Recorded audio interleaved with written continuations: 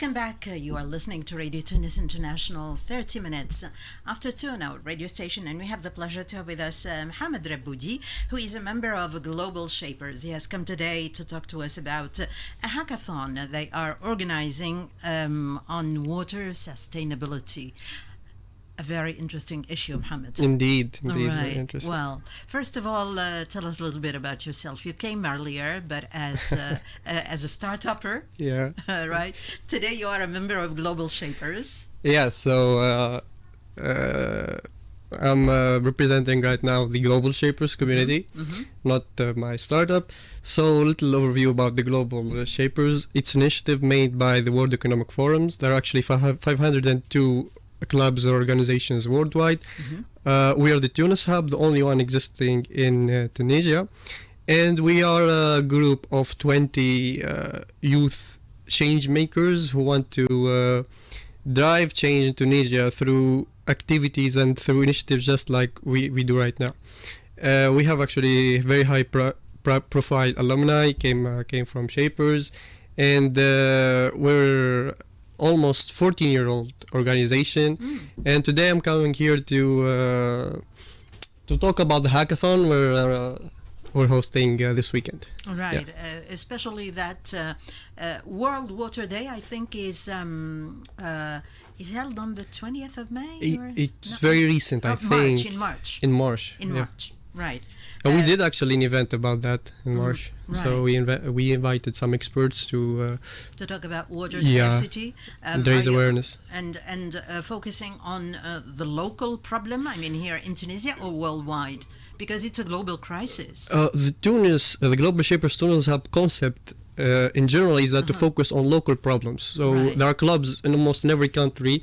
It's a global mindset, but to focus on local problems. And in Tunisia, I think we don't have any choice but to focus on Tunisia, especially because we're one of the countries most, I think, threatened by water scarcity. That's right. I think the whole year for us at the Global Shapers is about raising this awareness about water. So other than the event we did at the Water Day and the Hackathon, we're actually developing a game for adults and children. This is like learning through fun how to economize using water, how to do the right things and the right practices to efficiently use water and not, for example, waste it. Exactly. Right. Yeah. So the hackathon will be on water sustainability. Yep, that's the theme of the hackathon. So we just revealed it actually. So for the participants hearing, this is your theme. It's about water. All along the past month, you knew it's about sustainability, but you never knew that you need now to develop innovative solutions to solve water problems in Tunisia. And we're not just talking about water scarcity. We're talking about water problems in general, meaning even governments, even water pollution, applications in, for example, agriculture sector or industrial sector. Get creative. But it's as long as it's around solving water problems in Tunisia, you're good. But when we talk about sustainability, and here I'm talking generally, not only about the water issue, why do you think sustainability has become such a very important word, in all the sectors? Whatever It's you true. touch. It's very true. I think almost everything, everywhere I go, we tackle this subject. Even if at my professional career, this is like the core mission of my professional career and my life is to solve climate change, which is very sustainable. The major issue. But I still believe that we're almost too late. Yeah, we should have been like this 20 years ago. That's the sustainable development goals, right? Yeah. And we can't stress enough on solving those climate issues that are related to water, related to sustainability, because if we continue like this, we might not be able to sustain our lives in the next 30 to 40 years. So action is mandatory right now to raise awareness and do as little as we can. I mean, everybody is responsible right now because everybody knows. We are all responsible. Yeah, we're all responsible. Because it's the only planet we have. Sure, of course. Right. Okay. Now, this hackathon is on water sustainability. Yeah. So, tell us a little bit about the overall organization. It's an event which is going to be held over 2 days, the 14th and 15th of June. Right. So, what is the format of the event? So it's a 36-hour hackathon. So everyone will be spending the night at MSB University in Lac 2. Right. There's gonna be 10 teams and 50 participants, and there are gonna be mentors and panels, and it's gonna be a very hectic and active event at the same time. While the main and ultimate mission is to push those young people to come up with creative and solutions that actually work for problems that we have in Tunisia. The ultimate goal of this hackathon is that it's a validated process to create future entrepreneurs. I mean, when you push people this far to create solutions, some of them for sure, and myself included, I took my share participating in those hackathons in my university days, but some of them for sure will have this entrepreneurial spirit and tackle some of those problems. So that's our mission, that's our long-term goal. It's worth mentioning that there will be prizes awarded to teams. There will be 2,500 dinars for the first team, 1,500 dinars for the second team, and 1,000 dinars for the third team. So it's a very generous prize. Me myself, I'm considering participating. No, I'm just kidding. For the money? No, I'm just kidding. No, just to share the ideas and to be really proactive and responsible and come up with innovative ideas, especially. I mean, that's the main important thing about organizing these hackathons for young people, because and when we say young people, we say that the future is for you. I mean, the planet is going to be yours, in the coming years. So if we talk about water scarcity, it's high time you come up with viable solutions. Yeah, and the solutions that actually are not only work, but are profitable for you. So right. I don't think it's a bad thing that talking business and sustainability, actually the best solutions are the ones that can sustain themselves. Well, actually, it is said that in sustainability in general, there are three elements that we look for: the people, the planet, and the profit. So the three P's. I mean, right? if we can reach a stage in our world where sustainability actually pays and doing climate action actually pays, I think that's the ultimate goal. I mean, right. We can't change the fact that we live in a world that's driven by profit. That's and right. if sustainability pays and the money is invested in the right places, I think we're really made a huge step towards. It's a win-win situation. Exactly. Yeah. Right. And now when we come to these projects that will be, delivered at the end of the hackathon, there will be criteria for selection. So the criteria for the jury to set up, or do you put up like what we call a specification?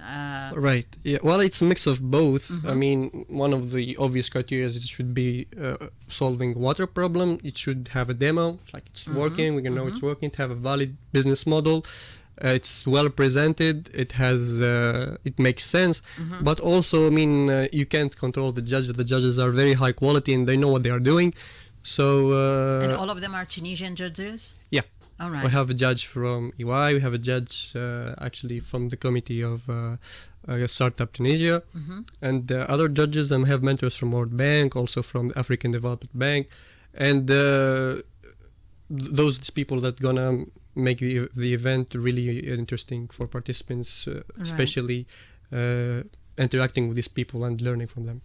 What do you think are the biggest challenges, especially here in Tunisia, when it comes to water sustainability? And I know that you have your startup and you are familiar with that concept of water scarcity and water sustainability.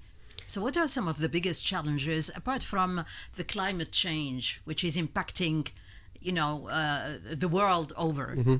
Some of the biggest challenges in water, I think, in Tunisia I would think that the application in agriculture is very alarming. I think that we're very misusing water in the agriculture sector in a horrific way. It shouldn't be done like that. And some of the problems, and we need to be said that in Tunisia here, the water is very cheap.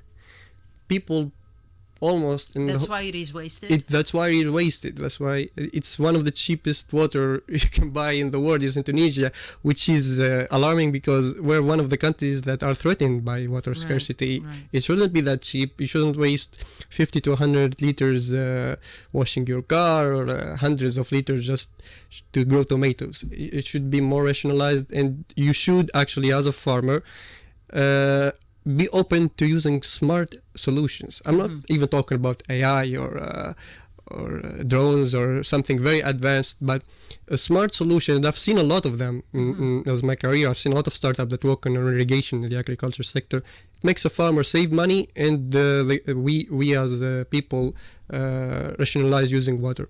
Are they used in traditional farming, for instance? I mean, these some devices, of them, or from my experience, most of the startups still face issues convincing farmers as clients, because, as you know, farmers are very hard to deal with from experience. But it's getting better, honestly. Let's be optimistic. There are a lot of farmers who are opting for these solutions, and they're working with startups, casual and very frequent clients of startups, which is very good, compared especially to other countries in North Africa who are leading in this. What do you think are some of the solutions, to address water scarcity here in Tunisia? Mohamed, since you are in the field. Well, I'm mostly working about carbon removal and removing CO2 from the air, but I've seen some actually other startups that would be probably in the hackathon. Cumulus, for example, they just raised $3 million. They're doing fantastic. They will be present. Their machine will be present in our hackathon. They will provide us with the water and the hackathon. And here, it's an opportunity to thank Cumulus and for this. Also, WaterSec. Slim, he's also an alumni of the Global Shapers, doing also a fantastic job at his startup in actually measuring how much water are we using as a hotel or as a factory, so they can do an actual action plan to rationalize and know where are they wasting the water. Right. It's very good. He's doing very good job. Have you thought, for instance, of organizing like the same kind of activities, maybe not hackathons, but awareness campaigns for children? Because if you sensitize children at an early age about the importance of water, about the scarcity of water, about the threats that are awaiting us, in future, maybe you can gain a lot, with the future generations. Absolutely. That's why we are developing actually game, literally a board game. It's for children and adults, but we opted for the games to include the children. So that's our main goal. This game will be fun and raising awareness about water scarcity in Tunisia at the same time. And we're having partners that now we're working on that game, we're developing it, and it's not ready yet, but we expect to start commercializing and testing it in schools by the end of August this year. So that's how we're very aware of that. Children are... It's a digital one? No, it's going to be physical one. It's a board game. One. It's a board game. Yeah. All right. Okay, so are you going to commercialize it soon?